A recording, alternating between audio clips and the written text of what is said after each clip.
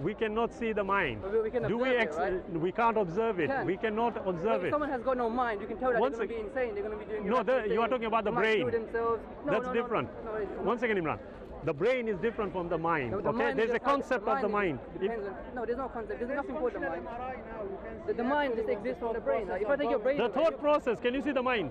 No, but Yeah, glad. if someone takes your brain, Yeah, of course, absolutely, there is. I tell you that There is. are evidence. It shows signal. It shows signals. It shows exactly. It's all But physical. You're one talking second. about- I'm talking about the mind.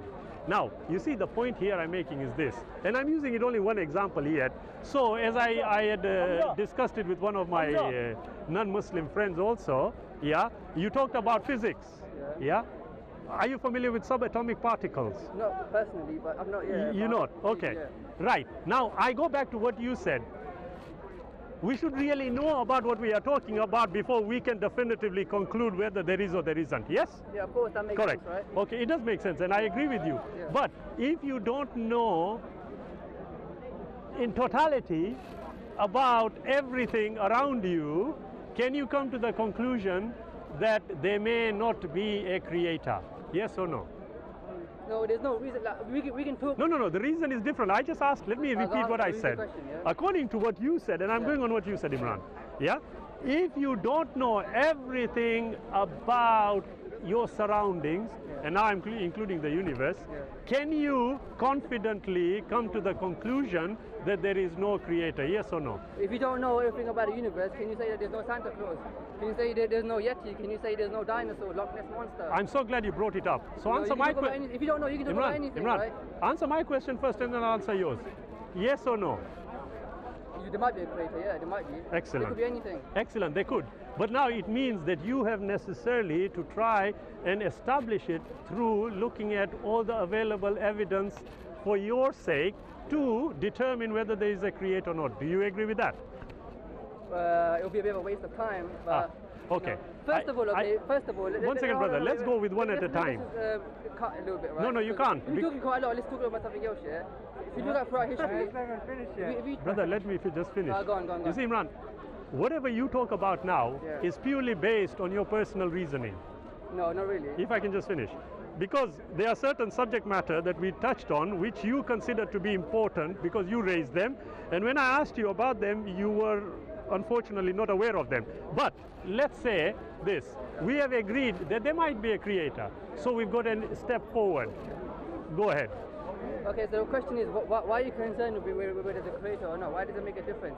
If you look at the history of the religions in the world, the concept of a god is not related to the concept of a creator. A creator comes only later on, and it's not important. Like if somebody, you're saying there's a creator, how does that relate to a religion? Why does, if God created us, why does it make a difference? We never asked to be created. No one here asked God to create them before they were created. So why do we need to worship God if He created us? It's not like He created us on earth. It's not like He done us a favor, right? I didn't ask Him to. I didn't do you a favor. Like if you're in prison and I break you out of prison, I take you away from prison, I break you freedom, then I say, oh, now you got to worship me because you were in prison. I gave you freedom. Now you got to worship me for your whole life. Doesn't make sense, does it? Right. Because you never asked for it. Right. Okay. Let's follow your reasoning. Yeah, Imran. You see, you never asked for it. You never asked to be born. Why is it important? You made a distinction between how God ought to be understood and what religion is. Yeah, you said you said quite a few things. But my concern is this, that if I were to ask you, okay, name me two religions where this distinction is made. Go on. In what? Between where God is not necessarily a creator? Yeah. Basically, in all the religions. No, I asked you name me two. Talk about Buddhism, Vedic religion. No, yeah? Buddhism. All pagan religions, yeah. No, when you say all pagan religions, the definition of paganism can be applied to anybody. Well, so which one are you talking about? I'm referring to like Greek religion, Roman religion, Germanic religion, Hittites, Tocharians. Right, tell me two things that made the distinction from Buddhism. Buddhism is not a religion anyway. Exactly, Buddhism. Oh, wait a minute, are you agreeing with him? No, it's a kind of a okay, now you tell me. Well, look, you see the problem is you are being so general, Imran, that it is difficult to understand whether you understand what you are saying. Basically what I'm saying is, this idea that God, like some monotheistic God, He created the universe, therefore we should worship Him. Yeah. Okay, this is like not the original idea of religion. It's basically what it was. Initially, gods weren't about who created the universe. Where do you get that information from? Because I know historically how religion, the first monotheistic religion is Zoroastrianism, right? That's the first monotheistic religion in the whole world. I know, respectfully, Imran, what does monotheistic mean? Hold on, the Hebrews at one point, okay, we're not monotheistic, right? Yahweh was one of many gods. He was one of many gods, not the one God. He was one of many gods that the Hebrews worship. The first monotheistic religion in the world, okay, which is proper monotheistic like Islam or Christianity, was Zoroastrianism. Zoroastrianism, his people, that they were pagans, but he changed the religion and he created a religion of one God, Ahura Mazda, was the first God that he said, okay, the one that created the universe, he's the creator of everything, right?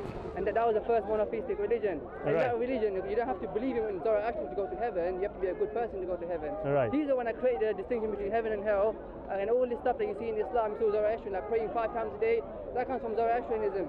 And heaven and hell, that comes from the bridge that you cross when you die, that comes from Zoroastrianism. Everything is come from Zoroastrianism. Yeah. Okay, come and...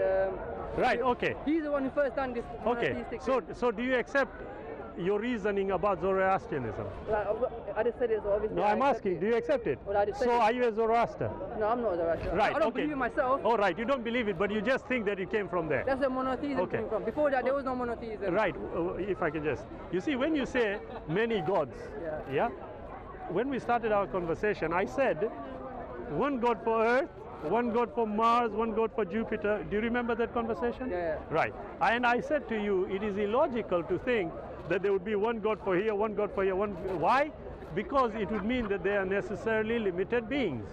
Okay? But who said that? I'm telling you, my logic is telling me. But they are limited. All gods are limited beings. God has to be limited. How can a God be unlimited? But here is your problem. God is limited. Are you saying that God is unlimited? Here is the problem.